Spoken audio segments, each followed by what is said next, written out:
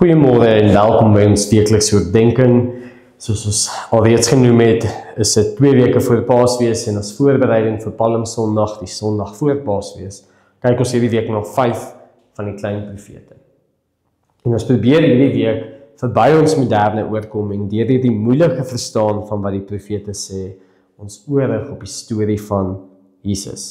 Ons wil graag deur na hierdie profete te kyk en te worstel deur die onbekendheid, deur die beeldspraak, deur die konteks, sien wat God se karakter is en hoe dit ons help om te verstaan wat die koms van Jesus beteken het, veral vir die volk van daardie tyd. Met ander woorde, ons probeer nie ons eie opinie op die Bybel sit nie, maar ons vra wat wil God vir ons sê. Vandag is natuurlik Woensdag en ons kyk na die boek van Habakuk. En Habakuk is veral bekend vir sy slot, wat ons op die wysie van O Heer my God sing, al sou dan ook die vyeboom nie bot nie. En hierdie leer is natuurlik dat as alles sou verkeerd loop, kan ons steeds bly wees in God en ons kan juig. En hierdie is vir die mense waarin Habakuk profeteer 'n werklikheid, want die profesie vind plaas nadat die Babylonië vir die Assiriërs oorwin het. Die wêreldmag van die tyd is verslaan en die mense in Juda wag, want Babylonië gaan waarskynlik en het toe vir Jerusalem ingeval. En dan beloof Habakuk vir ons hoe God se geregtigheid en sy genade verenig word in 'n regverdige wat betroubaar sal lewe.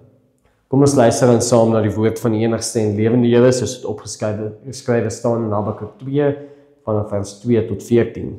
Die Here het my toe geantwoord. Hy het gesê, skryf die openbaring neer, skryf dit duidelik op kliptafels, sodat iemand dit maklik kan lees. Want die visioen wat nog vir die vasgestelde tyd is, dit getuig van die einde en sal nie teleurstel nie.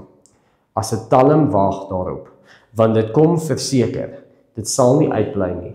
Kyk, hy wat nie opreg is nie, kwyn weg, maar die regverdige, deur sy betroubaarheid sal hy lewe. Buitendien, wyn is veranderlik. Die sterke is vermetel, maar hy sal nie doel bereik nie.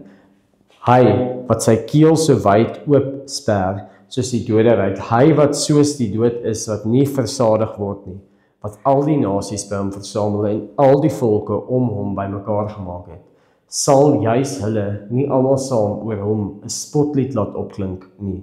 Ja, 'n spreek, raaisel oor hom.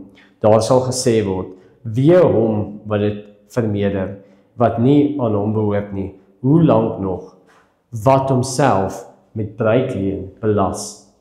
Sal die wat jou rente gaan eis, nie skielik opstaan nie. Ja, vir die wat jy beangs is wakker skrik, en jy dan die byt vir hom word. Omdat jy baie nasies geplunder het, sal die volke wat oorbly jou plunder oor die bloedvergieting van die mens, die geweld teen lande, stede en almal wat daar woon. Wee hom wat onregverdig gewins maak vir sy huis, om sy nes in die hoogte te bou en hom van die mag van onheil te red. Jy het skande bewerk vir jou huis, deur 'n einde te maak aan baie volke. Het jy jou lewe verbeer. Want klippe roep uit die mure om hulp, en balke uit die houtwerk antwoord hulle. Wee hom wat stede bou met bloed en dorpe vestig met onreg. Kyk, is dit nie die Here, heerser oor alle magte, wat dit beskik. Volke hulle afsloof vir die wat opgaan in rook, en nasies sal self moeg maak vir niks. Ja, die aarde sal gevul word met die kennis van die heerlikheid van die Here, soos waters die see oordek. Tot sover dan die woord van die enigste en lewende Here. In hierdie gedeelte sien ons hoe Habakuk praat van 'n beloofde tyd wat definitief sal kom, 'n visioen van 'n vasgestelde tyd. 'n regverdige sal kom, maar die mense sal hom verwerp en hom die spot dryf. Hoe lank nog? Maar God beskik. Ja, die aarde sal gevul word met die kennis van die heerlikheid van die Here, soos water die see oordek.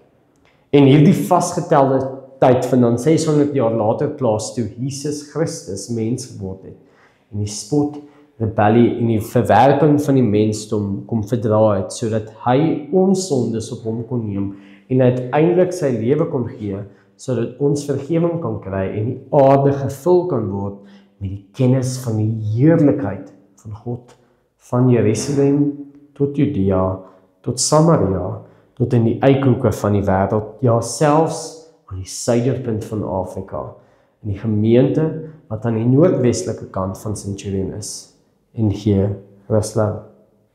En hoe kry ons deel hieraan? Nie deur self te probeer regverdig lewe nie, want ons kan dit nie regkry nie, maar deur geloof in die enigste regverdige mens wat nog ooit gelewe het, Jesus Christus, ons Here en ons Verlosser. Kom ons dink vandag bietjie na oor wat Jesus vir ons kom doen het, in voorbereiding vir Palmsondag. Kom ons besef hoe Jesus die een is wat alles bymekaar gebring het, God se regverdigheid, sy liefde en sy barmhartigheid, en hoe ons uit dankbaarheid kan leef vir wat hy reeds vir ons gedoen het. Kom ons sluit die oë. Here, dankie dat U hierdie belofte wat deur Habakuk gemaak is, ook aan ons kom vervul. Help ons vandag om uit dankbaarheid te leef vir wat U reeds vir ons gedoen het. Amen. Dit is dan ons oordenking vir vandag en dan sien ons julle môre vir ons donderdag oordenking.